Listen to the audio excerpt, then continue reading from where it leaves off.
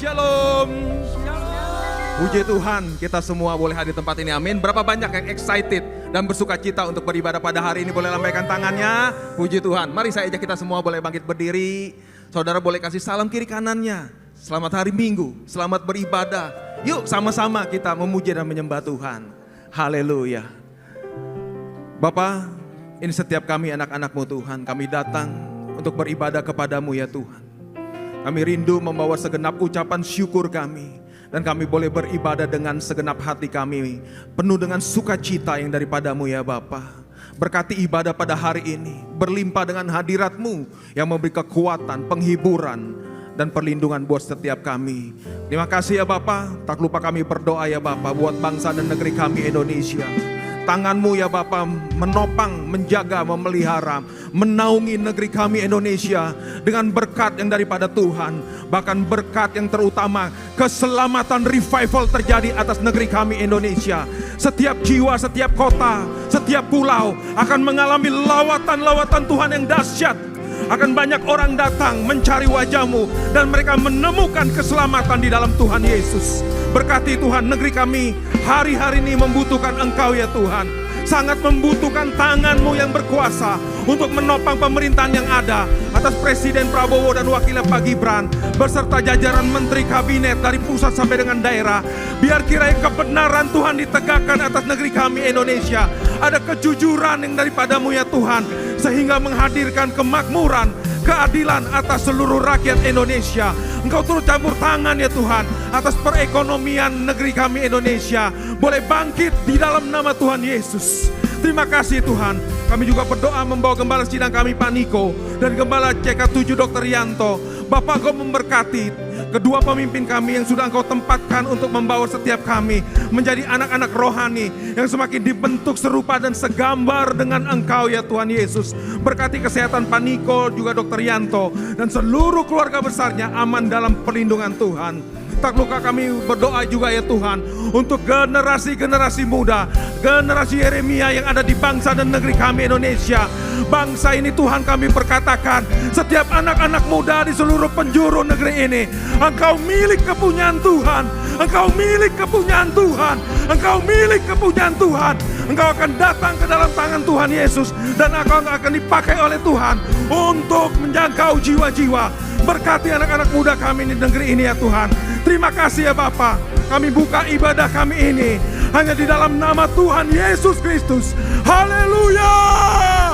Amin. Amin. Puji nama Tuhan. Shalom Bapak Ibu Saudara. Shalom. Buat sekali lagi shalom. Shalom. Berapa banyak yang bersuka cita pada hari lambaikan tanganmu. Orang-orang yang dimenangkan Tuhan boleh lambaikan tanganmu. Boleh kasih tepuk tangan terbaik buat Tuhan Yesus. Haleluya. Bersama-sama memuji Tuhan. Dialah Tuhan memberikan kemenangan. Mari bersama-sama.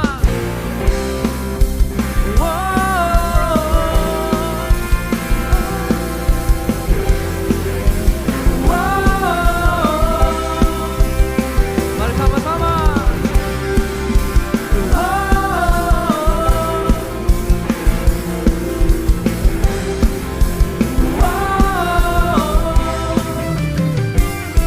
Walau badai menerpa setiap langkahku, namun ku percaya Kau besertaku. Setiap firman-Mu menerangi jalanku, memberi kekuatan dalam jiwaku. Boleh angkat tanganmu sama-sama. Yesus, Kaulah jawaban. Bersamamu ku kan selalu menang. Takkan ku goyah, takkan ku gentar. Hadapi semua, Kau yang setia.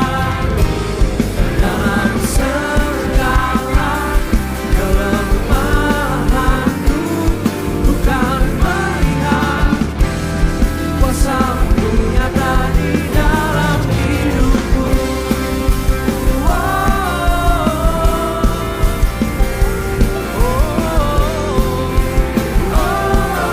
Sama-sama kita katakan, walau badai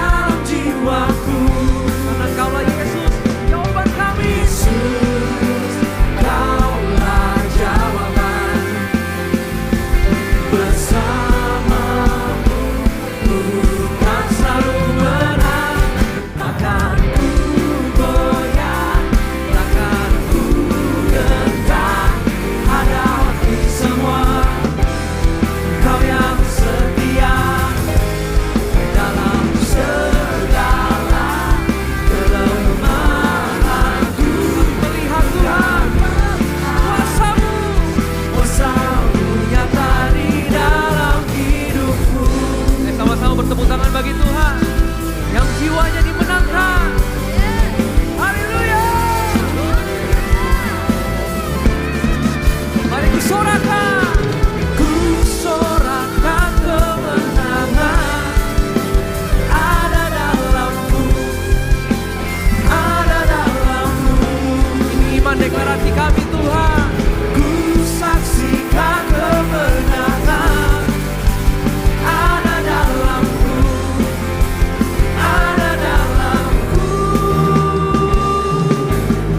Oh, takkan ku goyah, takkan ku gentar. Hadapi semua yang akan dengan imanmu. Kau yang setia dalam segala kelemahanku. Bukan melihat kuasa-Mu nyata di kalian katakan. Takkan ku goyah, takkan ku gentar. Hadapi semua. Kau yang setia, Kau yang setia dalam segala kelemahanku. Bukan melihat kuasa-Mu nyata di dalam hidupku. Oh, sing it up with me.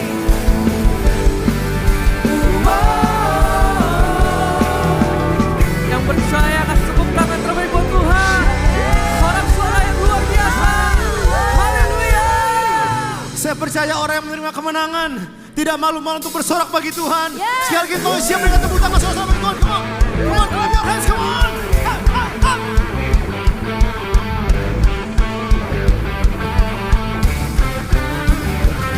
Come on.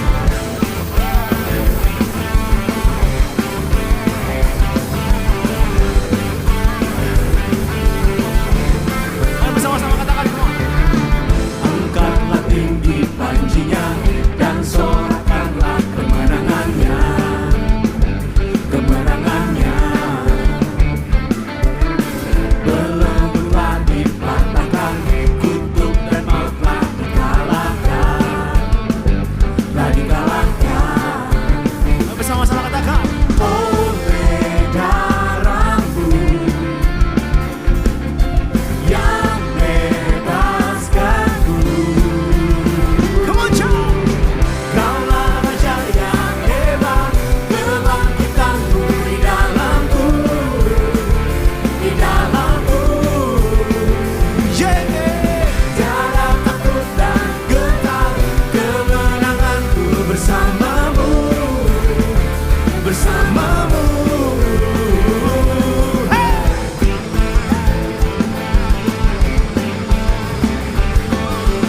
Kami angkat panji kemenangan kami bersama dengan Tuhan. Come on, katakan. Angkatlah tinggi panjinya dan sorakanlah kemenangannya, kemenangannya. Yeah. Belenggu telah dipatahkan, kutuk dan maut telah dikalahkan, telah dikalahkan oleh darah-Mu, oleh darah-Mu Kami dibebaskan Tuhan. yang bebaskanku. Are you ready, KBBC? Go! Kaulah raja yang hebat, kebangkitanku di dalamku, di dalamku. Tiada takut dan gentar, kemenanganku bersamamu, dan bersamamu. Say. Kaulah raja yang hebat, kebangkitanku di dalamku, Kami percaya Tuhan. Yeah. tiada takut dan gentar, kemenanganku bersamamu, dan bersamamu. Sebab kami percaya Tuhan, apapun musim kehidupan kami, dulu, sekarang, dan selamanya, ada Tuhan bersama dengan kami. Engkau yang sepakat, katakan amin. Tepuk tangan yuk, come on, bagi Tuhan, come on. Yuk saudara, sama-sama yuk deklarasikan lagu ini dengan imanmu. Mari bersama-sama katakan, say. Dulu, sekarang, selamanya, Kau berkuasa atas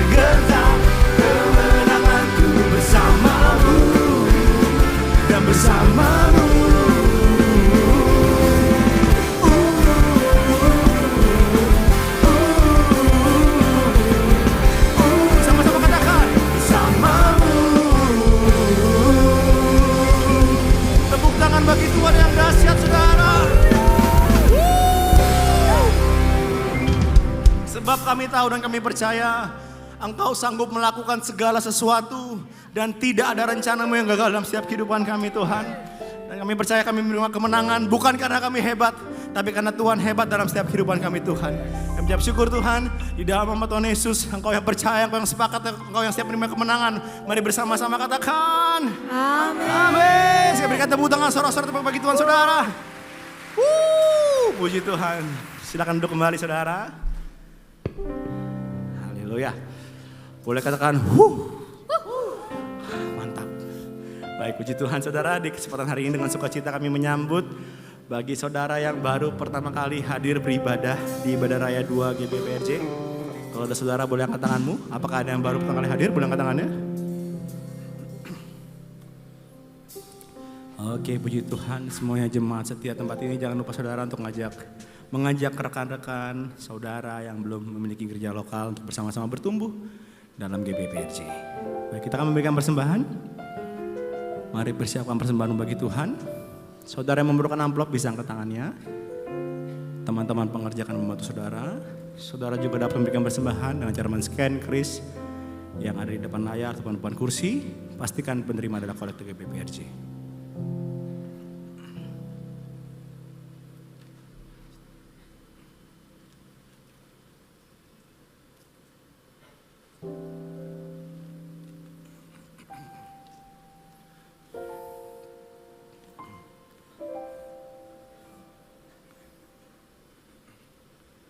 Baik, puji Tuhan kalau sudah dipersiapkan persembahan saudara. Mari sekali lagi dengan hormat saya undang kita bangkit berdiri. Mari bersama kita bangkit berdiri, kita akan sepakat saudara dengan iman. Kita mau ucapkan bersama-sama doa ini agar menjadi amin dalam setiap kehidupan kita. Mari sama-sama kita berdoa.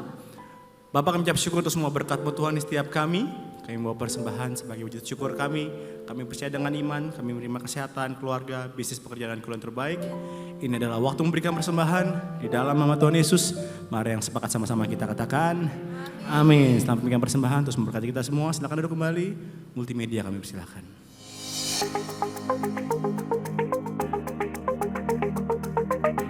Shalom. Berikut kami sampaikan beberapa pengumuman. Ibadah Raya hari Minggu 2 Agustus 2026 pukul 7, 9, dan 11.30 waktu Indonesia Barat dilayani oleh Pastor Randy Junaidi. Pukul 16.30 waktu Indonesia Barat dilayani oleh PDM Willy Santoso. PRJ Monday Service pukul 9 waktu Indonesia Barat dilayani oleh PDP Benilim. Ibadah Raya disertai dengan ibadah King's Kid, ibadah anak berkebutuhan khusus, Little Blessing Toddler, Sekolah Minggu, Joshua Generation Kids Church English Service, Sekolah Minggu Manor Service, Ibadah Junior Church Indonesian Service, 316 Youth English Service, dan ibadah 2 PM yang Adult and Couple Service.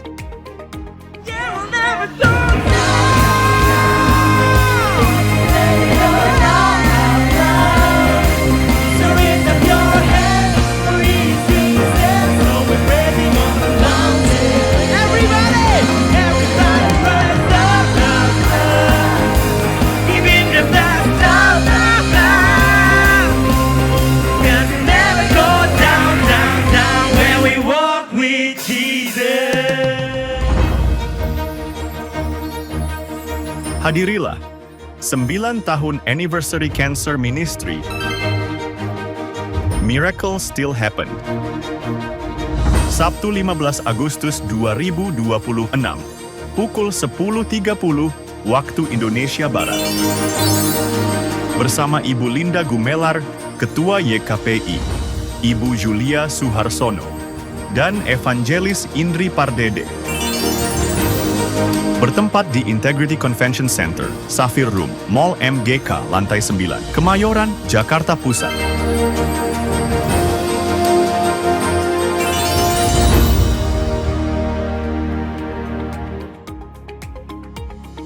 Untuk info lengkap seluruh kegiatan GBPRJ CK7, maka Bapak Ibu dapat follow sosial media GBPRJ baik di Instagram, TikTok, maupun Facebook. Sekian pengumuman pada hari ini. Terima kasih atas perhatian Bapak Ibu sekalian. Tuhan Yesus memberkati. Shalom Bapak Ibu Saudara. Biar pagi hari ini saya rindu untuk mengajak kita semua sama-sama menyembah Tuhan. Biar melalui pujian ini bisa menjadi komitmen setiap kita bahwa hidup kita akan sesuai dengan kehendak Tuhan. Amin. Bagai bencana kau membentuk hidupku. Kau ukirku berharga sepertimu. Pakailah seturut kehendakmu. Setiap nafasku mau melayanimu. Bagai bencana kau membentuk hidupku. Kau ukirku berharga sepertimu. Pakailah seturut kehendakmu. Setiap nafasku mau melayanimu seumur hidupku. Beri tepuk tangan yang terbaik buat Tuhan. Shalom Bapak Ibu semua. Perkenalkan kami semua dari 2PM, kami dari Ibadah Dewasa Muda di jam 2 siang di tempat ini. Hari ini kami semua ada di panggung ini, izinkan kami untuk menceritakan beberapa kebaikan Tuhan dalam hidup kami dan juga perjalanan rohani kami semua. Shalom, aku Selin, aku terlahir Kristen dan dari kecil aku sudah tertanam dan juga melayani di Youth CK7. Namun seiring dengan berjalannya waktu, pergantian usia, aku beralih jadi ibadah di Ibadah Raya. Tahun 2024 aku melihat announcement mengenai retret 2PM dan aku tertarik untuk ikut. Dan dari dukungan keluarga aku jadi ikut retret dan di retret aku merasakan lawatan dan juga hadirat Tuhan yang sangat luar biasa sehingga aku memutuskan untuk dibaptis. Dan sekarang di 2PM aku jadi aktif melayani sebagai dancer dan juga menjadi core team dari suatu school. Ceritaku juga bisa menjadi ceritamu. Shalom, salam kenal, nama saya Teddy, saya lahir dan tumbuh besar di keluarga non-Kristen. Dan tahun 2013 saya diajak sama salah satu sahabat saya buat ibadah raya di GBPRJ. Dan puji Tuhan, ajakan tersebut berbuah dan saya sepenuhnya menerima Tuhan Yesus sebagai juru selamat saya di tahun 2014. Dan tapi dari beberapa tahun sejak itu pada titik tertentu saya merasa kehidupan rohani saya stagnan dan saya rasa saya butuh wadah yang lebih relevan dan sesuai dengan musim kehidupan saya pada waktu itu.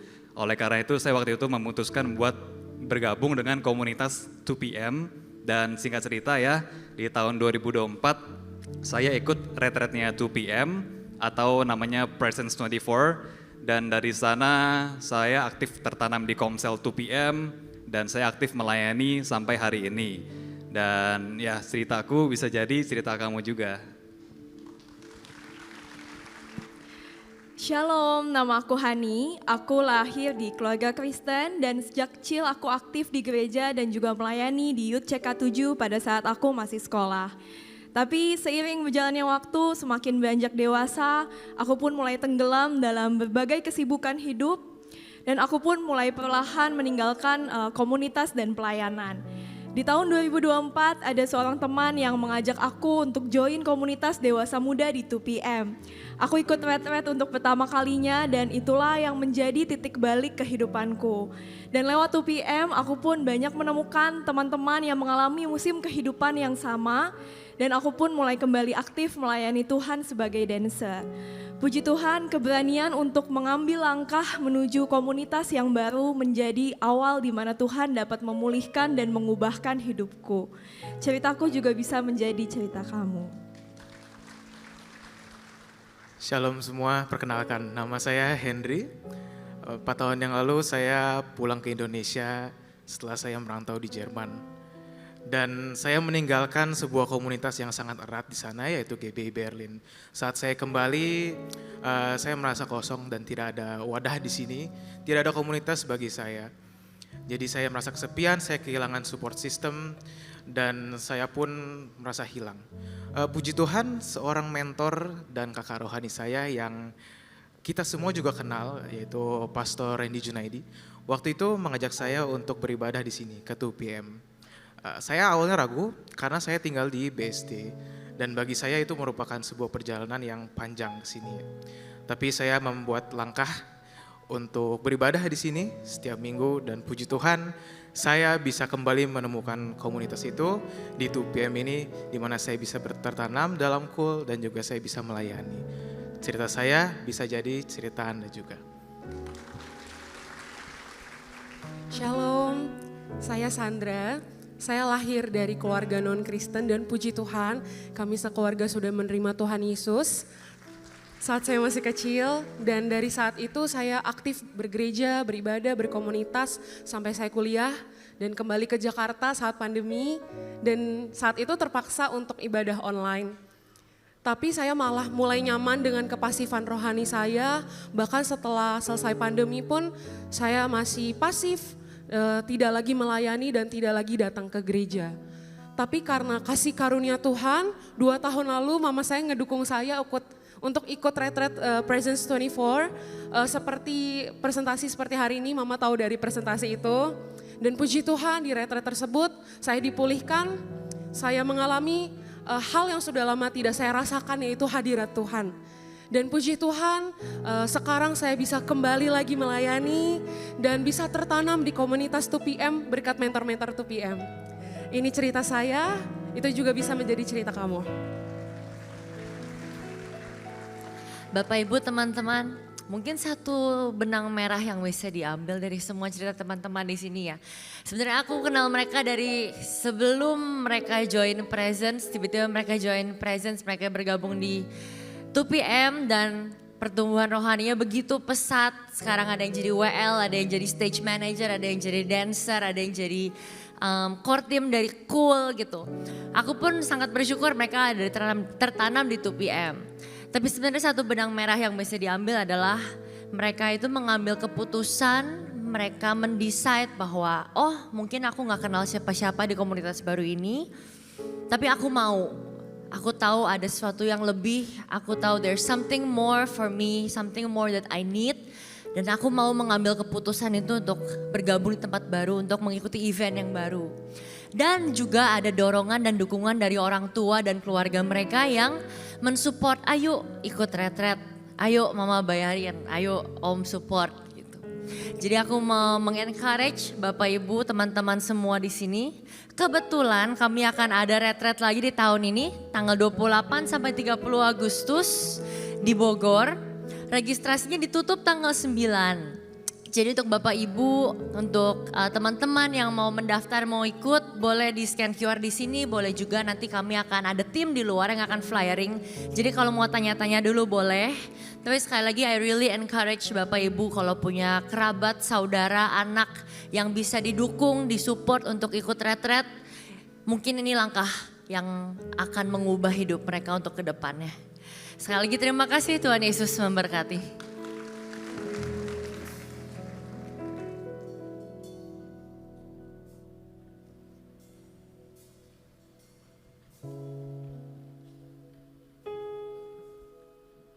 Hari ini kami datang kepadamu Tuhan Yesus. Mengangkat kedua tangan kami Tuhan. Memandang kebesaran-Mu yang luar biasa dalam hidup kami Tuhan Yesus. Mengakui kedahsyatan-Mu. Ini setiap kami yang menyaksikan perbuatan-Mu dalam hidup kami Tuhan. Apapun pergumulan yang kami hadapi. Apapun yang peperangan yang sedang kami hadapi.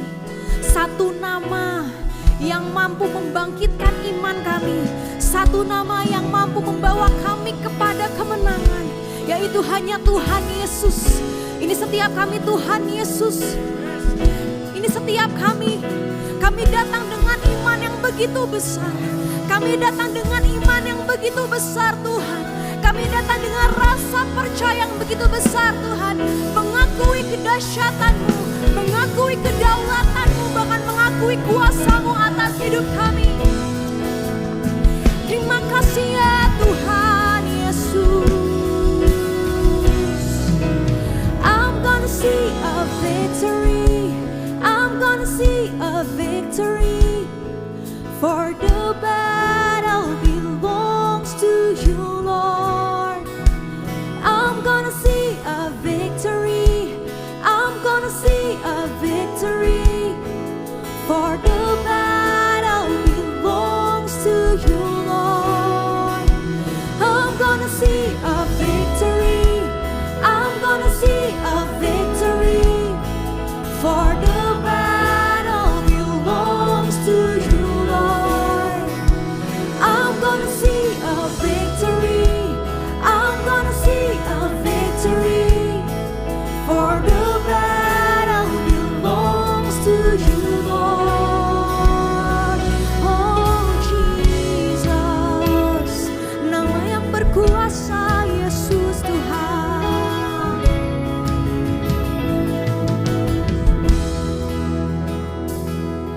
The weapon may be formed, but it won't prosper. When the darkness falls, it won't prevail. 'Cause the God I serve knows only how to triumph. My God will never fail. Oh, my God will never fail. I'm gonna see a victory, I'm gonna see a victory, for the battle belongs to you, Lord.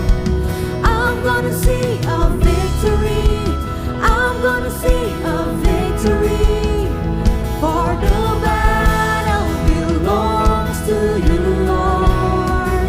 'Cause I'm gonna see iman-iman setiap kami Tuhan Yesus.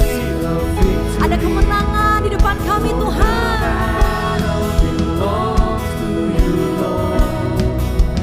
I'm gonna see a victory, I'm gonna see a victory, for the battle belongs to you, Lord. Oh Jesus, the victory is yours, Jesus. Oh, ada kuasa dalam nama-Mu. There is power in the mighty name of Jesus. Every war He wages He will. Ini pernyataan iman kami.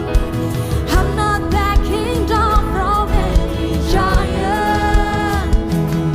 'Cause I know how this story ends. Yes, I know. Yes, I know how this story ends. I'm gonna see a victory, I'm gonna see a victory, for the battle belongs to you, Lord. I'm gonna see a victory, I'm gonna see a victory, for the battle belongs to you, Lord. 'Cause I'm gonna see a victory, I'm gonna see a victory from you, God. The battle belongs to you, Lord. I'm gonna see a victory, I'm gonna see a victory, for the battle belongs to you, Lord. Oh Jesus, saat ini juga Tuhan, kami terima kemenangan daripada-Mu Tuhan Yesus, di dalam nama Tuhan Yesus. Kami mengangkat kedua tangan kami Tuhan.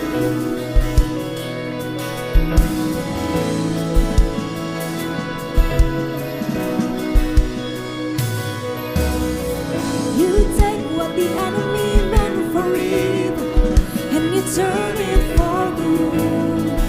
You turn it for good. You take what the enemy meant for evil,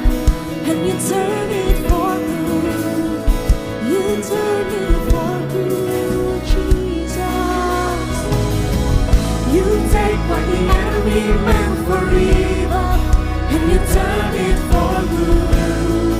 You turn it for good. Yes, you are Jesus. You take what the enemy meant for evil and you turn it for good. You turn it for good. You turn it for good, Jesus. You take what the enemy meant for evil and you turn it for good. You turn it for good. You take what the enemy meant for evil, you turn it for good. Come on, you turn it for good. Dengan imanmu nyatakan Jesus. You take what the enemy meant for evil and you turn it for good. You turn it for good. You take what the enemy meant for evil and you turn it for good. You turn it for good. 'Cause I'm gonna see a victory. I'm gonna see a victory.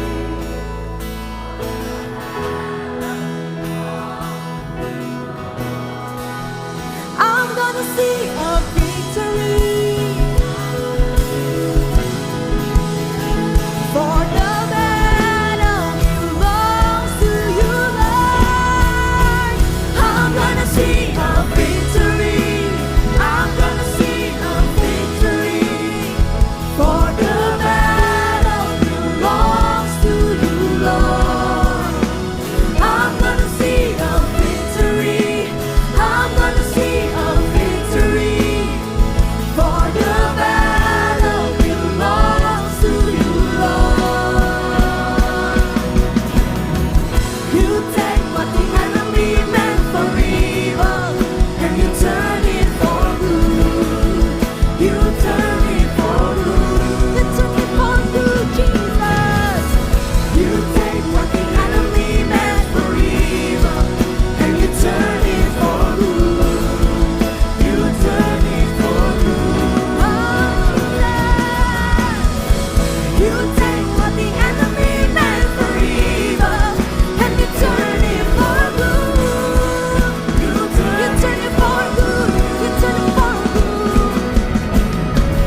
You take what the enemy meant for evil and you turn it for good.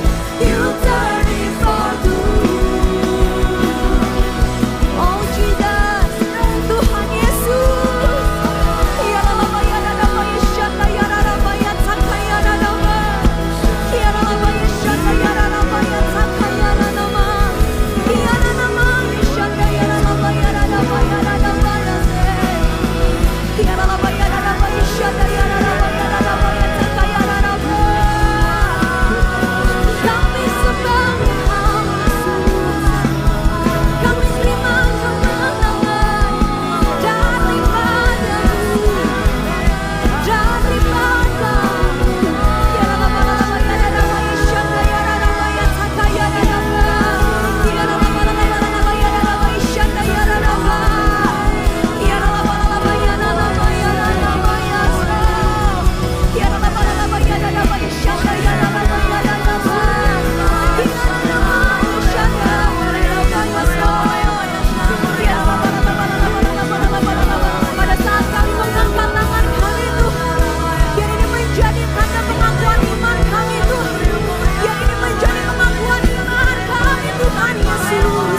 Ya Rama ya Rama ya Shaka ya Rama ya Rama ya Rama ya Rama ya Rama. Ya Rama ya Rama ya Shaka ya Rama ya Rama ya Rama.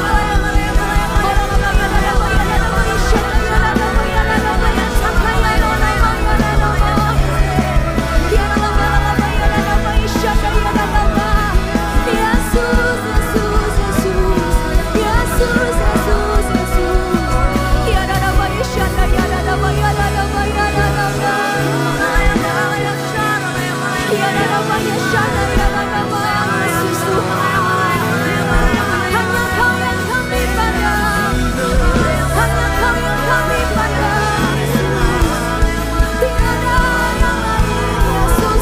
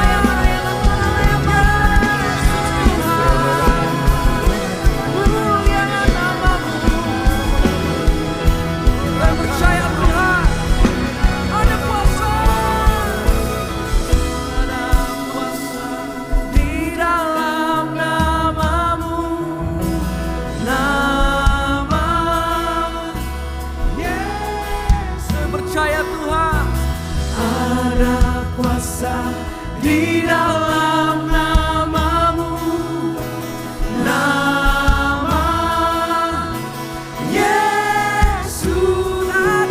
Ada kuasa di dalam nama. Sama-sama jemaat Tuhan kita katakan. Nama Yesus,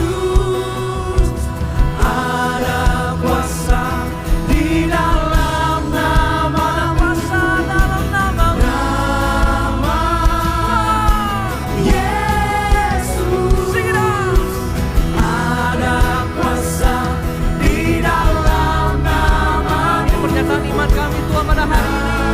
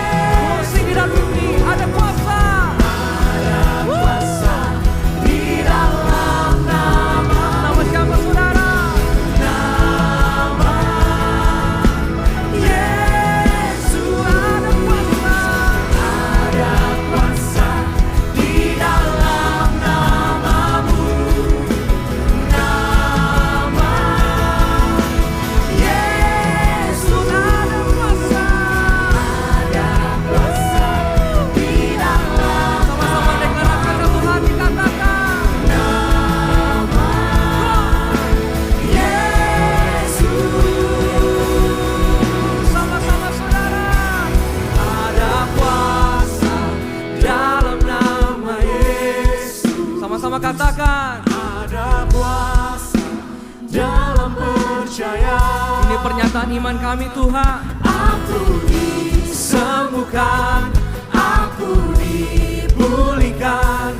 Ada kuasa dalam percaya. Ada kuasa. Ada kuasa dalam nama Yesus. Ada kuasa dalam percaya. Aku disembuhkan, aku dipulihkan. Kami percaya Tuhan. Ada kuasa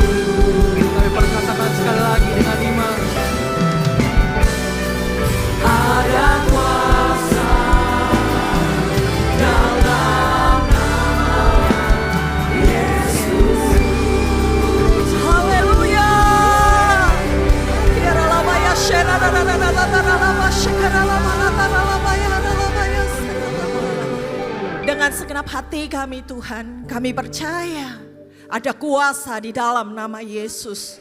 Terima kasih Tuhan kalau pada kesempatan hari ini kami Kau izinkan hadir di tempat ini. Bukan cuma sekedar ibadah Tuhan, tapi kami mau mereview kembali iman kami. Karena kami tahu Tuhan, hidup di dalam Tuhan bukan hanya untuk main-main, bukan hanya untuk kepentingan kami sendiri, tetapi ada kuasa yang ada di dalam hidup kami yang memberikan kami suatu otoritas untuk kami menjadi orang-orang kepercayaannya Tuhan. Tuhan, kami bersyukur Tuhan kalau kami boleh menikmati segala sesuatu dalam kehidupan kami Bapa. Hari ini kami mau duduk diam. Kami mau mendengar sebagian pesan dari firman Tuhan yang pasti akan mengingatkan kami, mengubahkan kami, dan membuat kami rekomitmen dengan keselamatan yang Engkau anugerahkan dalam kehidupan kami. Berbicaralah Tuhan, Roh Kudus hadir di tengah-tengah kami, berkarya dan berkuasa. Hanya di dalam nama Tuhan Yesus setiap yang percaya katakan amin. Terima kasih buat tim PPW, luar biasa. Silakan duduk Bapak Ibu Saudara-saudara. Shalom. Selamat pagi, ini pertama kali saya boleh hadir di ibadah raya yang kedua. Saya mengucap syukur saudara-saudara, terima kasih buat Bapak Gembala dan tim penggembalaan yang mengizinkan saya untuk boleh menyampaikan firman Tuhan di pagi hari ini. Nah perkenalkan, sebelumnya nama saya Selvi saudara-saudara. Saya ada di GBI PRJ ini sudah selama mungkin sekitar 11-12 tahun. Dari awal saya datang ke tempat ini, saya bawa anak saya yang masih kelas 5 SD, saudara-saudara. Tapi hari ini anak saya sudah selesai kuliahnya. Nah ketika itu saya datang ke GBI PRJ ini karena dekat lokasinya dengan tempat tinggal kami. Tapi setelah pertama kali anak kami masuk di JJ waktu itu di sekolah minggu berbahasa Inggris, saudara-saudara. Dia langsung betah dan dia tertanam di tempat ini. Dan sebagai orang tua saya tuh lihat bagaimana fasilitas di GBI PRJ ini sangat bagus saudara-saudara. Terutama untuk pertumbuhan kerohanian. Fasilitasnya lengkap dan segala sesuatunya itu dipikirkan. Bagaimana jemaat ini bisa bertumbuh dan berkembang. Nah saya sendiri melayani di bawah 2PM saudara-saudara. Yang tadi presentasi jemaat-jemaat dewasa muda. Kami ada di ibadah jam 2. Nah saya melayani bersama dengan rekan-rekan yang luar biasa saudara-saudara. Di mana di 2PM ini memuridkan para dewasa muda. Mereka para young profesional, young adult saudara-saudara, young couples. Walaupun di jam-jam berat ya karena kami ibadahnya jam 2 siang. Tapi ternyata justru effort yang membawa mereka untuk mau hadir di ibadah jam 2 siang ini. Membuat mereka ini tersaring saudara-saudara. Untuk mereka bisa sama-sama bertumbuh. Karena apa? Mereka berada di range usia yang sama. Yaitu antara usia 22 sampai 38 tahun. Karena di sana juga ada yang couple saudara-saudara.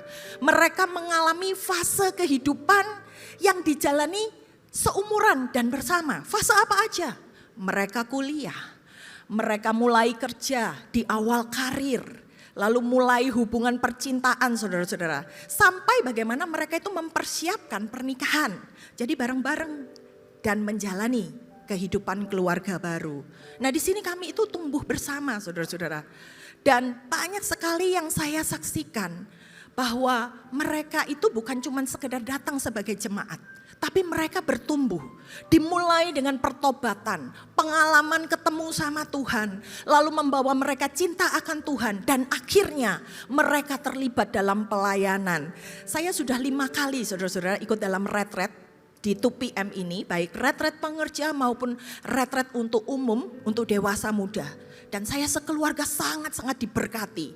Kami melihat bagaimana pertobatan itu benar-benar nyata. Penuaian itu ada. Ketika di retret saudara-saudara, kita benar-benar dilawat sama Tuhan. Kita benar-benar bisa melihat Roh Kudus itu bekerja. Dan kita melepaskan semua yang biasa menjadi kesibukan kita. Di retret ini saudara-saudara, kita seru bersama-sama untuk mengalami Tuhan. Untuk itu saya undang Bapak Ibu Saudara-saudara, mungkin yang punya anak atau mungkin Anda sendiri yang berada di usia range dewasa muda, mari kita sama-sama diberkati oleh Tuhan. Kalau kita sebagai jemaat saudara-saudara, kita juga diberkati setiap minggu.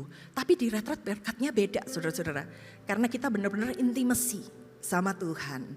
Nah saudara-saudara, selain itu saya juga ingin menceritakan background kehidupan saya. siapa Bu Selvi ini kok tiba-tiba hadir di tempat ini. Saya ini bergerak di bidang pendidikan, saudara-saudara. Saya dosen yang mengajar di salah satu sekolah tinggi milik Pak Niko, dan biasanya mata kuliah yang saya bawakan itu berhubungan dengan pembinaan karakter. Jadi kalau Anda dengar khotbah-khotbah saya, rata-rata berhubungan dengan perubahan karakter, dengan bagaimana orang bertumbuh. Nah, untuk itu saya concern tentang yang namanya pertumbuhan secara rohani. Karena saya belajar, saya meneliti saudara-saudara. Hasil akhir kita digembalakan di sebuah gereja. Itu bukan tentang berapa lama saya jadi jemaat yang setia di GBI PRJ ini. Atau mungkin saya jadi apa di pelayanan setelah sekian lama. Atau banyak di antara kita, wah saya beribadah di GBI PRJ. Saya kalau debat tentang firman Tuhan saya jago. Atau berapa jiwa yang saya menangkan. Berapa persembahan yang saya berikan buat gereja. Tapi lihat saudara-saudara, bagaimana perubahan karakter yang saya hasilkan dari waktu ke waktu. Setelah saya digembalakan di tempat ini, ada enggak yang berubah menuju arah yang lebih baik? Dan proses ini saudara-saudara enggak sekali jadi. Tapi secara kontinu terus menerus pertobatan itu harus terjadi dalam kehidupan kita. Berprogres sehingga kita semakin sempurna seperti Yesus. Amin. Untuk itu pastikan saudara-saudara, dalam setiap ibadah ada sesuatu yang memulihkan kita, yang mengubahkan hidup kita. Karena orang percaya itu perlu terus menerus berjaga-jaga dalam hidupnya. Bukan setelah kita terima keselamatan, lalu kita diem aja gak ngapa-ngapain cuman duduk di bangku gereja. Tapi kita harus terus mengalami pertumbuhan dalam sisi kerohanian. Itu gak kelihatan saudara-saudara. Nah kalau kita lihat di dalam Alkitab, ini perhatikan ada dua perbedaan saudara-saudara. Kita tahu ya semua di Alkitab ada yang disebut namanya orang Farisi. Mereka ini kenal loh sama Tuhan. Mereka menyembah Allah dengan sungguh-sungguh saudara-saudara. Mereka taat sama segala sesuatu yang berhubungan dengan liturgi. Tapi mereka tidak mau bertobat atas perbuatan-perbuatan mereka. Orang Farisi ini istilahnya auban saudara-saudara.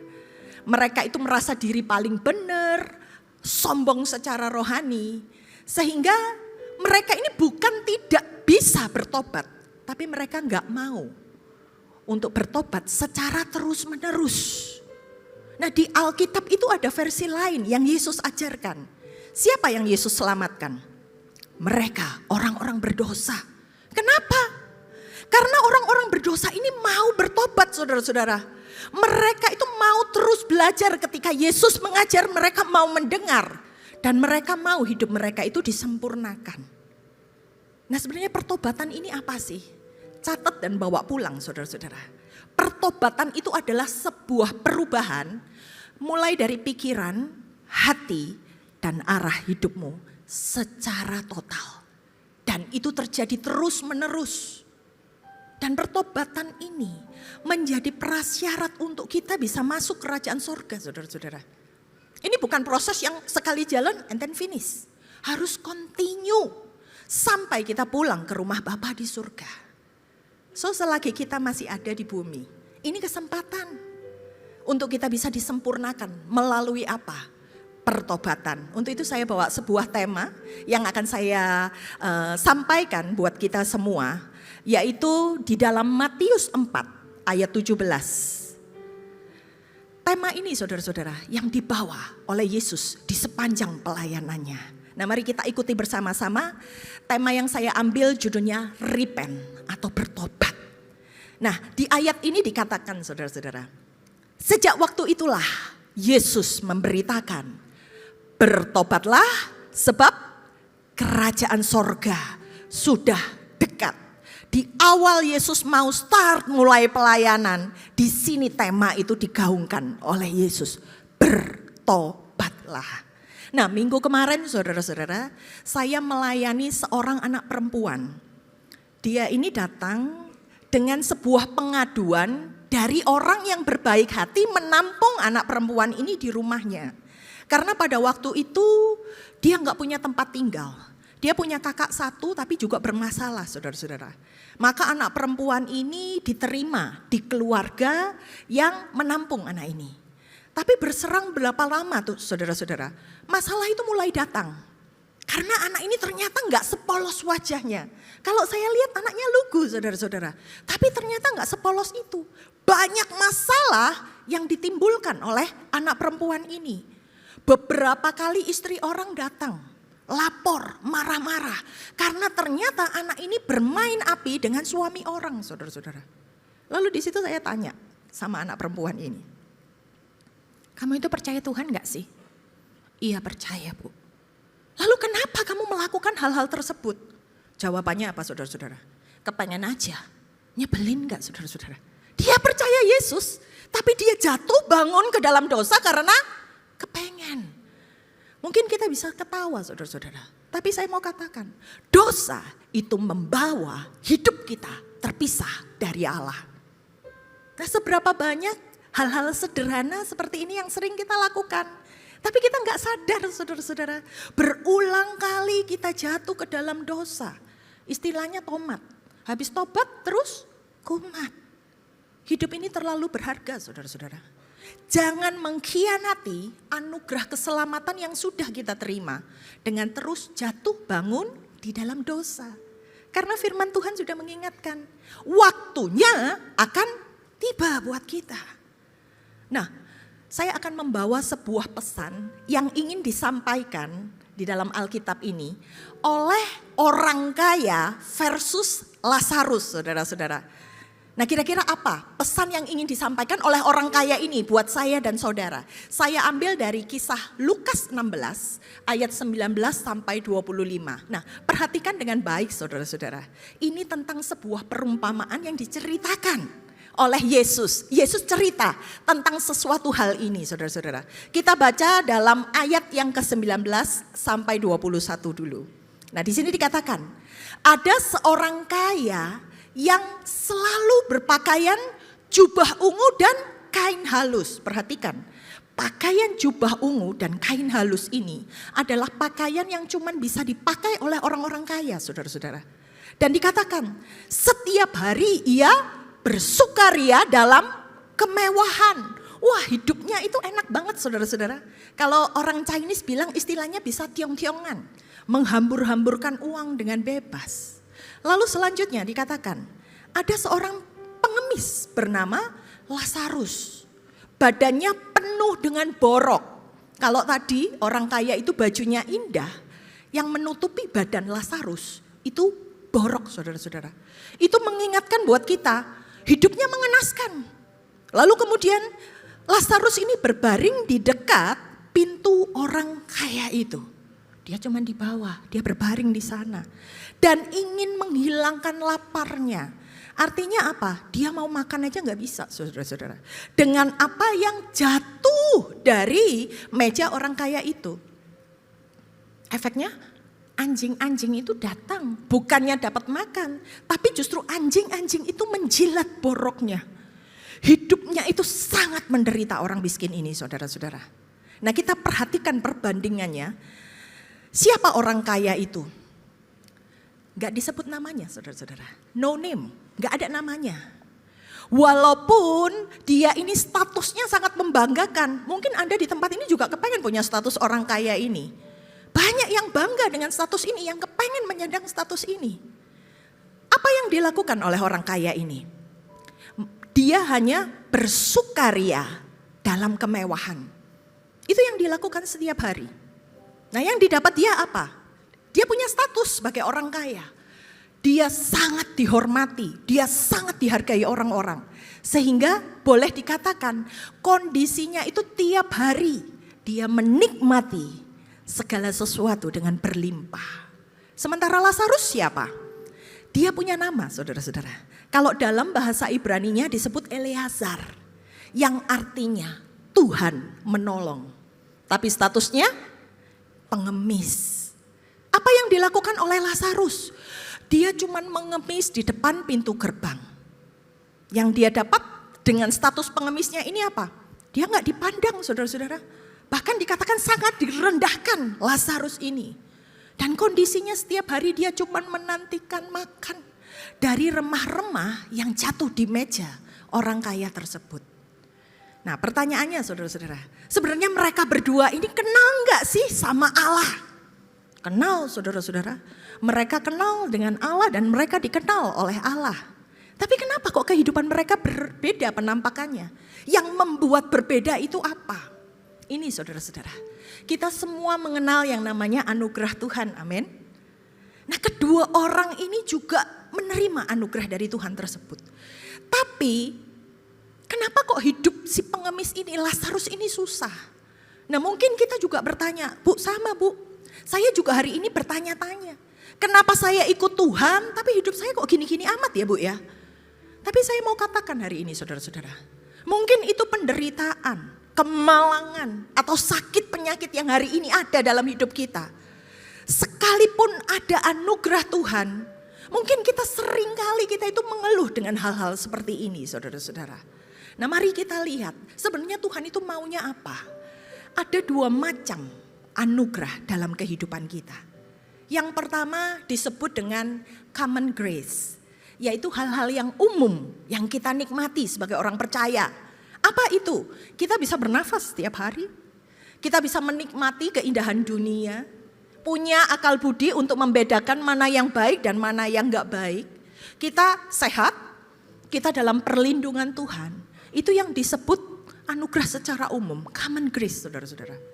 Tapi ada satu lagi anugerah yang secara khusus Tuhan berikan, khusus untuk saya dan saudara di tempat ini. Apa itu? Berbicara tentang sesuatu yang personal saudara-saudara. Kita sudah menerima yang namanya pengampunan dari Tuhan. So jangan jatuh bangun dalam dosa. Kita ini sudah dilayakkan, kita disebut sebagai anak-anak Allah. Itu sebuah privilege.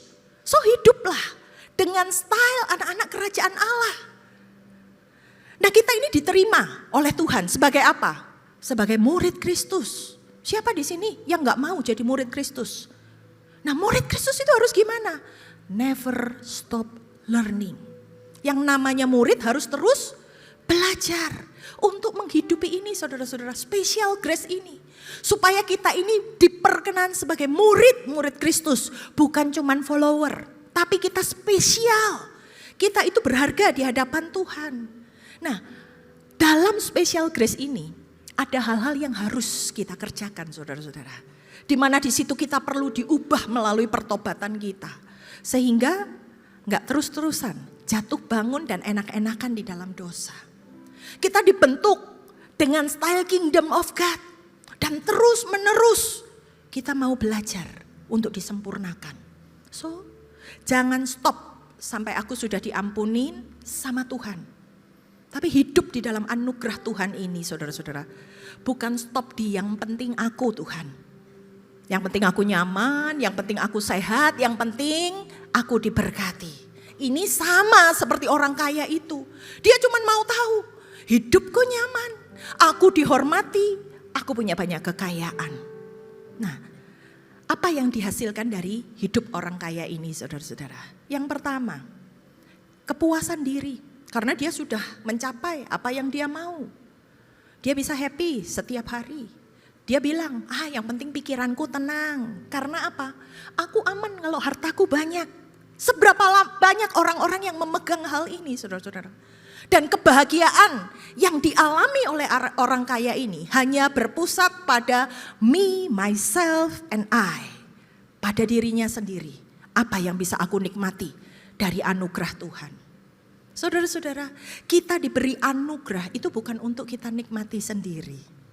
Ketika pagi bangun ya, biasanya saya langsung ngelihat, wah sudah pagi. Saya bersyukur atas anugerah yang Tuhan beri.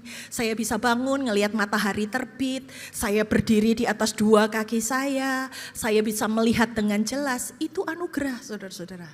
Tapi setelah itu ngapain? Saya berdoa. Saya minta sama Tuhan, Tuhan apa yang ingin untuk Tuhan saya kerjakan hari ini. Itu day by day saudara-saudara. Tuhan pertemukan saya dengan orang-orang yang tepat. Dan jadikan saya ini terang di tengah kegelapan. Di mana saya bisa menjadi berkat, saya bisa menolong banyak orang. Dimanapun mereka berada. Nah sebagai orang yang sudah diselamatkan saudara-saudara. Tindakan kita itu apa? Ini bukan cuma saya aja, saudara pun juga harus melakukannya. Jadi kita itu bukan cuma bersukaria atas segala sesuatu yang kita nikmati dalam anugerah Tuhan. Tapi gimana kita juga bisa menjadi berkat. Hidup kita bisa menjadi berkat buat orang-orang yang ada di sekitar kita. Kita dipakai sama Tuhan sebagai perpanjangan tangan Tuhan. So di slide selanjutnya saya katakan, jangan hanya memanfaatkan anugerah Tuhan dalam hidup kita. Tapi manfaatkan hidupmu untuk tidak menyia-nyiakan anugerah Tuhan. Katakan amin. Jadi kita hidup itu bukan cuma berdasarkan obsesi diri kita saja saudara-saudara. Tapi kita harus tahu ada potensi yang Tuhan taruh dalam hidup kita untuk tujuannya Tuhan. Nah di dalam special grace ini saudara-saudara, kita menemukan potensi. Apa yang sudah Tuhan titipkan dalam hidup kita supaya kita jadi berkat. Mungkin Anda bertanya, Bu potensi apa Bu? Saya sih merasa gak bisa apa-apa ya Bu. Apa potensinya suruh pelayanan? Saudara-saudara, semua orang yang Tuhan hadirkan di muka bumi ini, saya mau katakan, diselamatkan untuk satu tujuan. Tujuannya apa? Kita ditemukan oleh Tuhan kembali untuk memuliakan nama Tuhan. Supaya kita nanti kembalinya ke tempat di mana Tuhan berada, saudara-saudara. Kalau kita mungkin masih belum tahu, di mana saya harus memberkati orang lain, apa yang harus saya lakukan. Setiap hari pagi doa, minta pewahyuan dari Tuhan. Tuhan apa yang harus saya kerjakan? Karena fokus hidup kita ini saudara-saudara yang akan membawa ending kehidupan kita ke dua tempat. Di mana itu? Surga atau neraka. Nah saya mau katakan, apa yang kita pikirkan dan lakukan setiap hari itu menempatkan kita di tempat di mana kita berada nantinya. Boleh di next slide. Ini saudara-saudara, hari ini apa yang selalu Anda pikirkan dan apa yang Anda lakukan. Itu nanti endingnya akan menempatkan kita ke dua tempat ini. Nah kita lanjut saudara-saudara, sebenarnya apa sih yang sedang dikatakan tentang dua tempat ini? Kita lanjut di ayat yang ke-22 sampai 23. Anda menikmati ya saudara-saudara ya. Ini saya seperti seolah-olah lagi cerita. Nah, di sini dikatakan, kemudian matilah orang miskin itu, lalu dibawa oleh malaikat-malaikat ke pangkuan Abraham. Yang bawa siapa? Orang miskin ini? Malaikat saudara-saudara. Nah, orang kaya itu juga mati saudara-saudara, tapi dikatakan dikubur. Kalau orang di dunia penghormatan yang layak itu akan pesta besar-besaran untuk mengantar ke peristirahatan terakhir. Karena dia kaya. Tapi Alkitab mengatakan, dan sementara orang kaya ini, apa yang dia terima? Menderita sengsara di alam maut. Ia memandang ke atas dan dari jauh dilihatnya Abraham dan Lazarus duduk di pangkuan Abraham, saudara-saudara. Lalu mungkin Anda bisa bertanya, emang Bu, orang gak boleh kaya? Boleh saudara-saudara. Tapi apa orang kaya itu gak bisa masuk surga? Bisa, yang penting fokus hidupnya benar saudara-saudara. Kalau dari ayat ini disebut saudara-saudara, Lazarus itu duduk di pangkuan Abraham. Abraham itu kaya enggak? Kaya saudara-saudara. Dan dia ada di surga. Orang kaya pun bisa masuk surga. Tapi dia tidak terikat dengan kekayaan yang dia miliki. Dia taat sama kehendak Tuhan sampai akhir hidupnya. Nurut ketika Tuhan mau apa di dalam hidupnya, Abraham itu taat. Memberikan seluruh hidupnya. Nah di perumpamaan ini saudara-saudara, Yesus itu ngomong, fokus orang kaya ini adalah apa yang bisa dinikmati di bumi ini saja. Bagaimana hidupnya memberhalakan kekayaannya. Dia orang yang sombong, penuh gengsi. Dan yang terakhir, dia tidak mau bertobat. Nah buktinya sampai waktu dia mati, dia mengenali siapa yang ada bersama dengan Lazarus, yaitu Bapak Abraham. Artinya orang kaya ini pun kenal siapa Bapak Abraham itu. Tapi waktu dia mati saudara-saudara, dia masuknya ke alam maut, Alkitab menyebut. Atau dalam bahasa Yunaninya itu dikatakan Hades. Itu adalah tempat dunia orang mati. Sementara Lazarus, waktu dia mati, yang bawa dia ke sorga aja malaikat, saudara-saudara. Karena apa?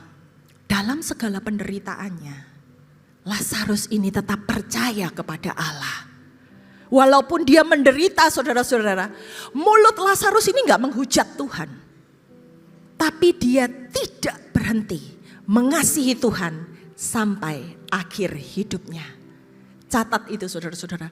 Jangan pernah berhenti mengasihi Tuhan sampai akhir hidup kita. Nah di next slide saudara-saudara. Perhatikan apa yang kita nikmati ketika kita diberkati di bumi. Saya katakan pergunakan waktu kita, hidup kita. Dan berkat-berkat dari Tuhan ini untuk apa? Untuk kita memiliki pengenalan yang benar akan Tuhan. Bukan cuma untuk kita nikmati sendiri. Bukan cuma yang penting hidupku. Dan ketika kita menghadapi tantangan, masalah, cobaan, bersabarlah dalam menanggung penderitaan apapun yang kita alami hari ini. Sebab ini bukan akhir dari segalanya. So, jangan menyerah. Tetap bersabar dan lakukan bagianmu. Seperti apa yang dicontohkan oleh Lazarus. Kita semua ini punya beban, punya salib yang harus kita pikul saudara-saudara. Dengan pikul salib ini, Anda harus selalu melihat salib ini dengan hidup takut akan Tuhan. Sehingga jangan sampai apa yang ada di sekitar kita, di hadapan kita, keadaan dunia, melebihi takut kita kepada Tuhan. Mau apapun yang terjadi, pandang salib Tuhan. Yesus mampu menanggung segala penderitaan, begitupun dengan kita. Nah, kenapa Lazarus ini bisa masuk surga? Sementara orang kaya ini masuknya ke neraka. Yang salah di mana, Bu? Kita mau lihat jawabannya dari Lukas 16 ayat 24 sampai 25. Di situ dikatakan saudara-saudara. Lalu ia berseru katanya. Ini yang berseru orang kaya itu saudara-saudara. Bapak Abraham, kasihanilah aku. Perhatikan, suruhlah Lazarus supaya ia mencelupkan ujung jarinya ke dalam air dan menyejukkan lidahku. Sebab aku sangat kesakitan dalam nyala api ini. Itu keadaan orang kaya itu saudara-saudara. Dia kepanasan, dia kehausan. Tapi Abraham ini bilang, anak, orang kaya ini dipanggil anak saudara-saudara. Artinya apa? Dia juga dikenal sama Abraham. Abraham bilang, ingatlah. Waktu engkau telah menerima segala yang baik sewaktu hidupmu, Lazarus ini menerima segala yang buruk. Sekarang ia sudah mendapat hiburan dan engkau menderita. Wow, saudara-saudara, ngeri sekali loh.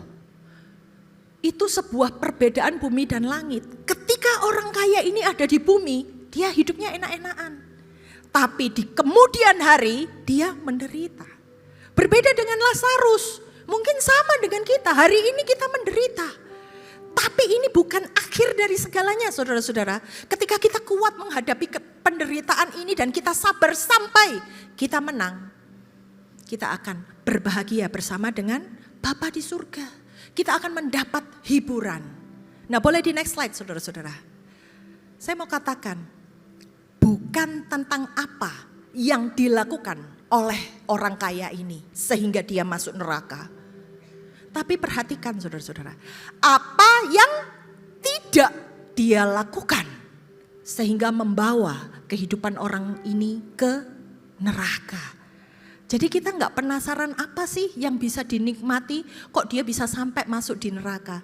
Tapi apa dari berkat yang Tuhan berikan yang tidak dia lakukan sehingga itu membawa dia masuk ke neraka. Orang kaya ini gengsian saudara-saudara. Sangat arogan. Bahkan di beda alam pun dia nggak mau mandang Lazarus itu dengan posisi yang lebih tinggi dari dia. Dia tetap ngomongnya sama Bapak Abraham. Karena dia merasa Lazarus itu beda level sama dia. Dia tetap merasa Lazarus ini harus dia perintah sebagai orang yang berkuasa.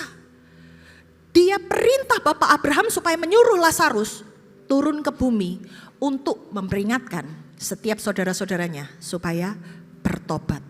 Nah perhatikan saudara-saudara, orang kaya ini adalah sebuah cermin. Orang yang tidak mau melakukan apapun untuk Tuhan. Kita refleksikan dalam diri kita. Bukan cuma tentang melayani Tuhan, saudara-saudara. Tapi mungkin yang Tuhan tuntut dalam hidup kita adalah, maukah engkau berubah? Maukah engkau memberi pengampunan kepada orang yang Tuhan taruh dalam hidupmu untuk kamu ampuni? Karena kalau kita sendiri sudah menerima anugerah untuk keselamatan, masa kita enggak kepengen orang lain diselamatkan? Nah, tugas kita itu apa, saudara-saudara? Setelah kita diselamatkan, kita juga harus menyelamatkan orang lain. Sekalipun sepertinya orang itu enggak layak. Amin. Lalu kemudian yang kedua, orang kaya ini egois, saudara-saudara. Dia cuma mau mementingkan dirinya sendiri, yang penting aku. Arti kita melayani, saudara-saudara, bukan apa yang cuman kita lakukan di gereja ini, saudara-saudara. Tapi bagaimana ketika kita melayani, itu kita melakukan sesuatu untuk Tuhan. Even buat orang-orang yang enggak layak sekalipun di mata Anda, itu berharga loh di mata Tuhan. Siapa orang-orang ini yang Tuhan taruh untuk Anda selamatkan, saudara-saudara? Orang yang tidak mau peduli terhadap orang lain. Padahal di sekitar kita, banyak di antara mereka yang butuh loh uluran tangan kita dan perhatian kita. Every day, saudara-saudara, saya selalu melakukan hal ini. Siapapun mereka, apapun yang mereka alami, saudara-saudara, saya selalu peduli dengan segala sesuatu yang mereka alami. Nah, orang kaya ini juga cerminan, saudara-saudara, orang-orang yang anti teguran dari Tuhan. Termasuk ketika dengar firman, mereka tidak mau menjadi pelaku firman. Anda hadir di gereja tiap minggu, fungsinya apa? Bukan cuma menuhin gereja ini, saudara-saudara. Tapi ada sesuatu yang ingin Tuhan ubahkan. Ketika firman Tuhan itu menegur kita, itu harus membuat hidup kita itu semakin benar. Bukan cuma untuk menyenangkan telinga. Firman Tuhan bukan cuma untuk menghibur, tapi juga untuk menegur, saudara-saudara. Nah, dengan firman Tuhan ini hidup kita itu makin dibuat benar sama Tuhan. Lalu mungkin kita juga pengen tahu, sebenarnya siapa sih Bu yang masuk neraka? Yang pertama, saudara-saudara, mereka yang tidak percaya kepada Tuhan. Sehingga namanya tidak ditemukan dalam kitab kehidupan. Perhatikan, nama Lazarus itu tercatat, saudara-saudara, di kitab kehidupan. Sehingga posisinya dia duduk di pangkuan Abraham. Anda percaya Tuhan? Anda diselamatkan, maka nama Anda tertulis di buku kitab kehidupan. Lalu kemudian siapa lagi yang gak diselamatkan? Nah, ini penting, ada dua soalnya, saudara-saudara. Mereka yang tidak mau peduli pada firman Tuhan. Kalau Anda baca di dalam Lukas 16 ayat 29, itu Abraham bilang kepada orang kaya itu ketika dia memerintah Lazarus untuk turun. Abraham bilang, ada pada mereka kesaksian Musa, para nabi, baiklah mereka mendengarkan kesaksian itu. Artinya apa? Semua sudah ditulis di Alkitab. Tinggal kita baca, tinggal kita lakukan. Enggak perlu orang yang sudah mati turun lagi ke bumi. Tapi orang-orang ini adalah orang-orang yang bebal. Mereka dengan sengaja gak mau melakukan ataupun mendengar firman Tuhan. Kesaksian Musa, kesaksian para nabi, ajaran Yesus yang sudah ada di Alkitab, itu menunjukkan jalan menuju kehidupan kekal. Kalau kita dengan sengaja kita gak mau dengerin, kita gak mau baca, kita gak mau peduli sama omongan Tuhan, tahu dari mana jalan yang harus kita tempuh, saudara-saudara, untuk pulang. Nah, orang kaya ini gak mau dengerin. Dia mengabaikan apa kata Tuhan. So, dia masuk ke neraka. Nah, yang terakhir, saudara-saudara, saya tutup dengan ini. Do and don'ts. Perhatikan. Jangan sampai kita cintakan kekayaan di dunia melebihi apa yang perlu kita siapkan untuk menghadapi kehidupan kekal. Amin. Jangan sampai penampilan kita di hadapan manusia itu melebihi penampilan kita di hadapan Tuhan. Karena sering kali kita itu ingin dipandang sebagai orang dengan status yang hebat. Di mana manusia itu selalu menginginkan penampilan yang terbaik di hadapan manusia. Tapi perhatikan, yang dipentingin sama Tuhan Bukan penilaian manusia, karena Tuhan melihatnya hati. Jangan sampai kehidupan pesta pora di dunia ini melebihi persekutuan pribadi kita dengan Tuhan. Jangan menutup hati untuk kita berbelas kasihan, saudara-saudara, kepada orang-orang yang Tuhan taruh di sekitar kita. Siapa mereka? Mungkin itu musuh Anda. Mungkin itu orang yang selalu menyakiti hatimu. Mereka inilah orang yang Tuhan taruh untuk kita kasihi. Mereka Tuhan taruh di hadapan kita supaya mereka juga bisa merasakan kasih kepada Tuhan. So, saudara-saudara, hari ini mungkin firman Tuhannya berat. Tapi saya dipercaya di tempat ini bukan cuma untuk melayani Anda, tapi bawa pesannya Tuhan. Pesan ini juga buat saya, saudara-saudara. Saya juga diingatkan sama Tuhan. Jangan sampai apa yang saya tampilkan di hadapan manusia itu melebihi apa yang menjadi penilaian Tuhan dalam hidup saya. Anda diberkati oleh firman Tuhan? Mari kita duduk, turun, tutup matanya, dan kita mau datang ke hadapan Tuhan. Ya Allah, basyikirallah, ya Allah. Hidarallah, basyikiratarallah, barata, basyikirallah.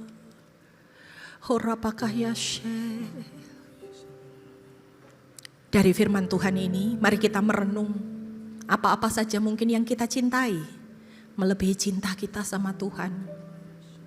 Kekayaan itu bukan kenyamanan untuk kita bisa hidup aman, saudara-saudara. Karena segala sesuatu itu bisa berakhir dalam hidup kita, dan kekayaan itu gak kita bawa sampai ke surga. Kalau mungkin hari ini kita berada di dalam posisi diberkati, Tuhan maunya apa dengan berkat-berkat yang Tuhan anugerahkan dalam hidup kita? Kalau kita punya keluarga yang harmonis, apa yang harus kita lakukan? Tapi kalau keluarga kita seperti ada di ujung tanduk, mungkin ada sikap kita yang salah, yang Tuhan ingin benerin tentang bagaimana kita mengasihi orang-orang yang ada di sekitar kita, orang-orang yang dekat dengan kita. Saudara-saudara, dunia hari-hari ini perlu teladan. Dan teladan itu harus hadir dari setiap orang percaya dan mengasihi Tuhan dengan sungguh-sungguh. Apapun yang ada di dalam beban hatimu, mungkin penderitaan, masalah ekonomi, masalah kesehatan, jangan mengeluh sama Tuhan, tapi bersabarlah karena waktunya belum selesai. Tuhan bisa memulihkannya. Tetap jaga hatimu untuk tidak bersungut-sungut, untuk tetap mengasihi Tuhan sampai akhir hidup kita. Sebab yang kita persiapkan bukan apa yang ada di dunia ini saja, tetapi sampai kepada kekekalan, karena ada reward, ada janji Tuhan di akhir kehidupan kita. Kita diselamatkan untuk menyelamatkan orang lain. Untuk itu hiduplah di dalam kebenaran Tuhan. Anda ada di GBI PRC ini bukan untuk sekedar beribadah, tapi Anda harus bertumbuh secara rohani. Anda harus bawa keluarga Anda untuk hidup takut akan Tuhan. Ketika kita boleh melayani, itu sebuah anugerah yang luar biasa. Tapi perhatikan bagaimana hati kita ketika kita melayani. Apakah itu karena sungguh-sungguh kita mengasihi Tuhan atau hanya ingin melakukan apa yang manusia mau? Saudara-saudara, di akhir hidup kita, semua akan kita pertanggungjawabkan. Kami bawa hati dan hidup kami di hadapan-Mu, Tuhan. Karena kami tahu Engkau Allah yang berdaulat atas hidup kami. Apapun firman Tuhan yang hari ini Tuhan tabur, biar itu tertanam di dalam tanah hati yang subur. Untuk mengubahkan setiap kami di dalam pertobatan kami. Untuk menumbuhkan Tuhan benih-benih ilahi dalam hidup kami, supaya kami bisa bertumbuh, berkembang, dan berbuah, dan hasilnya itu boleh dinikmati oleh Tuhan dan sesama kami. Hamba-Mu sudah selesai berhenti berbicara Tuhan, tapi kami percaya kuasa-Mu, Roh Kudus-Mu menyertai setiap hamba-Mu. Terima kasih Tuhan, segala sesuatunya biar mempermuliakan nama-Mu, hanya di dalam nama Tuhan Yesus. Setiap yang percaya katakan amin. Tuhan Yesus memberkati. Ku yakin Kau hadir di sini. Bapak Saudara boleh sama-sama kita berdiri. Kita akan mengakhiri ibadah pada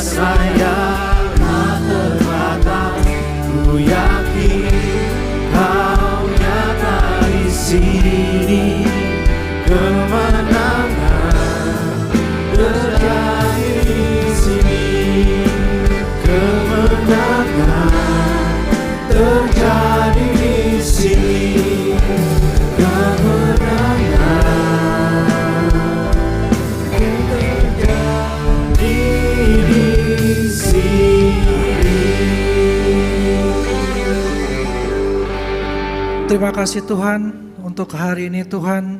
Terima kasih untuk penyertaan-Mu Tuhan sepanjang minggu ini Tuhan. Terima kasih untuk berkat-berkat-Mu Tuhan. Dan juga terima kasih Tuhan untuk setiap firman-Mu Tuhan Yesus. Biar firman ini Tuhan boleh menjadi kekuatan buat kami angkatan kami buat hambanya. Terima kasih Yesus untuk Ibu Pendeta Silvewati Tuhan Yesus yang telah menyampaikan firman Tuhan. Tuhan pakai lebih lagi Tuhan pelayanan Tuhan. Sehingga melalui pelayanan banyak jiwa-jiwa yang dimenangkan Tuhan. Berkat untuk suami, anak-anaknya dan keluarga besarnya Tuhan. Senantiasa dalam penyertaan-Mu Tuhan. Terima kasih Tuhan kalau besok Tuhan kami akan melakukan aktivitas kami kembali Tuhan. Bekerja Tuhan, usaha kami, bisnis kami. Apapun yang kami lakukan kiranya Tuhan buat berhasil. Jemaat GBI PRJ dikasih Tuhan. Terimalah berkat yang berlimpah-limpah dari Bapa di surga. Cinta kasih daripada kita Tuhan Yesus Kristus dan persekutuan manis dan Roh Kudus mulai saat ini sampai Tuhan sudah datang untuk kedua kalinya menjemput kita di awan-awan yang permai bahkan untuk selama-lamanya. Bagi saudara berkat, mari katakan amin.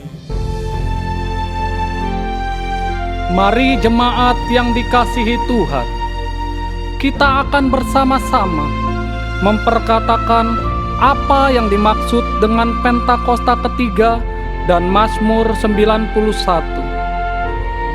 Apa yang dimaksud dengan Pentakosta ketiga? 1. Pentakosta ketiga adalah pencurahan Roh Kudus yang dahsyat di zaman ini, melebihi yang terjadi di Azusa Street. 2. Pentakosta ketiga akan mengakibatkan penuaian jiwa yang terbesar dan yang terakhir sebelum Tuhan Yesus datang kembali. 3. Pentakosta ketiga akan membangkitkan generasi Yeremia, yaitu anak-anak muda yang dipenuhi Roh Kudus, cinta mati-matian kepada Tuhan Yesus, tidak kompromi terhadap dosa, dan akan bergerak untuk memenangkan jiwa. 4. Pentakosta ketiga lahir di Indonesia dan bergerak ke bangsa-bangsa. Gerakan ini dari timur ke barat dan akan kembali ke Yerusalem.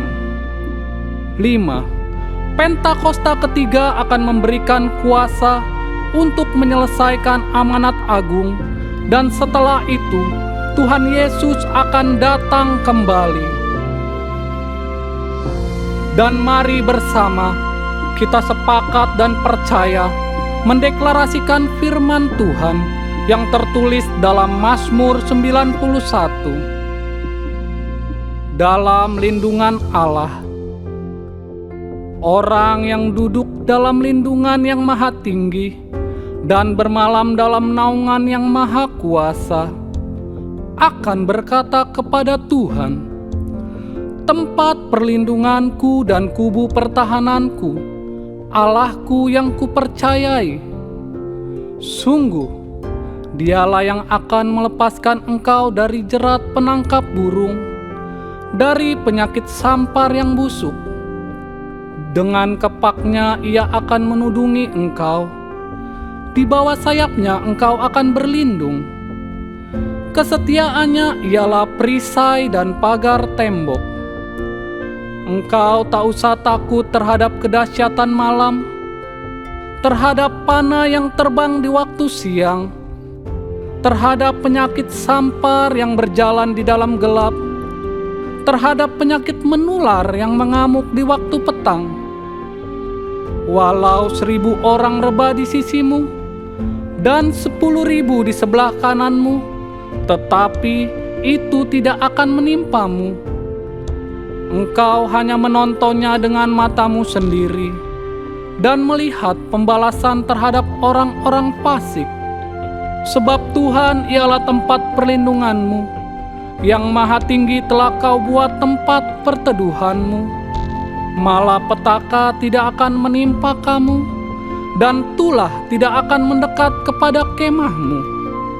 Sebab malaikat-malaikatnya akan diperintahkannya kepadamu untuk menjaga engkau di segala jalanmu. Mereka akan menatang engkau di atas tangannya, supaya kakimu jangan terantuk kepada batu. Singa dan ular tedung akan kau langkahi, engkau akan menginjak anak singa dan ular naga. Sungguh, hatinya melekat kepadaku, maka aku akan meluputkannya. Aku akan membentenginya, sebab ia mengenal namaku. Bila ia berseru kepadaku, aku akan menjawab. Aku akan menyertai dia dalam kesesakan. Aku akan meluputkannya dan memuliakannya. Dengan panjang umur akan kukenyangkan dia, dan akan kuperlihatkan kepadanya keselamatan daripadaku. Haleluya! Amin. Shalom saudara yang terkasih dalam Tuhan. Seringkali kita menghadapi ketidakpastian dalam hidup ini. Namun sebagai anak-anak Tuhan, kita percaya bahwa ketika kita mengandalkan dan mempercayakan hidup kepadanya, kita pasti dipelihara. Diberkatilah orang yang mengandalkan Tuhan, yang mempercayakan dirinya pada Tuhan. Hari ini, kita akan belajar melalui kehidupan Nabi Yeremia, seorang yang tetap setia dan dipelihara Tuhan di tengah masa yang penuh ketidakpastian. Yang pertama, Yeremia setia kepada Tuhan. Yeremia adalah nabi yang setia menyampaikan firman Tuhan kepada raja-raja Yehuda. Ada raja yang bertobat ketika ditegur, tetapi banyak juga yang menolak, bahkan menganiaya dia. Yeremia mengalami penderitaan, dipenjara, dimasukkan ke dalam sumur, dan hidup di bawah ancaman. Namun di tengah semuanya, ia tetap setia. Ia terus menyuarakan panggilan pertobatan meskipun bangsa Yehuda tetap memberontak hingga akhirnya mengalami kehancuran pada masa Raja Zedekia. Yang kedua, Yehuda ditaklukkan masa yang kritis. Ketika Babel menyerbu Yehuda, situasi menjadi sangat mengerikan. Kota Yerusalem dihancurkan, tembok runtuh, dan bangsa Yehuda dibuang ke Babel. Ini adalah masa tanpa harapan secara manusia. Dalam kondisi seperti ini, Yeremia pun sebenarnya bisa mengalami nasib yang sama, dibawa ke pembuangan atau bahkan dibinasakan. Yang ketiga, dipelihara dengan ajaib. Namun yang terjadi justru sebaliknya. Tuhan campur tangan secara ajaib. Melalui Panglima Babel, Yeremia dilepaskan, bahkan diberi kebebasan untuk memilih. Ikut ke Babel dengan perlindungan atau tetap tinggal di Yehuda. Ini adalah mujizat Tuhan. Di tengah kehancuran, Yeremia justru dipelihara oleh pihak yang seharusnya menjadi musuhnya. Yeremia memilih tetap tinggal untuk menuntun sisa bangsa agar kembali takut akan Tuhan. Yang keempat, masa depan, masa yang tidak pasti. Seperti Yeremia, kita juga hidup dalam masa depan yang tidak pasti. Hari-hari ke depan belum pernah kita jalani. Banyak orang membuat rencana, tetapi tidak ada yang benar-benar tahu apa yang akan terjadi. Ketidakpastian seringkali menimbulkan kekhawatiran. Yang kelima, pemeliharaan Tuhan. Namun firman Tuhan mengingatkan kita bahwa hidup kita ada dalam tangannya. Seperti Yeremia dipelihara, kita pun akan dipelihara. Ketika kita mengandalkan Tuhan, hati kita akan lebih peka terhadap tuntunan firman-Nya. Berkat Tuhanlah yang menjadikan kaya, jerih payah tidak akan menambahinya. Artinya, hidup yang diberkati bukan sekedar hasil usaha, tetapi berasal dari perkenanan Tuhan. Tokoh-tokoh seperti Abraham, Ishak, Yusuf, dan Yeremia adalah contoh nyata. Mereka hidup mengandalkan Tuhan dan Tuhan memelihara mereka bahkan di masa sulit. Tuhan senantiasa mengetahui setiap langkah kehidupan kita. Tidak ada satupun yang luput dari perhatian Tuhan. Termasuk ketika kita salah mengambil keputusan. Firman-Nya menyatakan bahwa Tuhan tetap memelihara hidup kita dalam setiap situasi hingga rencananya yang besar terjadi. Yang diperlukan adalah hati yang terus tertuju kepada Tuhan dan yang mau dituntun oleh firman dan Roh Kudus. Terlebih di era penyelesaian amanat agung, Tuhan akan memelihara kita di tengah ketidakpastian, sehingga kita dapat menyelesaikannya dengan baik. Untuk penjelasan lebih lengkap dari tim teologi kami, silakan scan QR Code yang tersedia atau buka website kami di gbigatsu.id. Tuhan Yesus memberkati.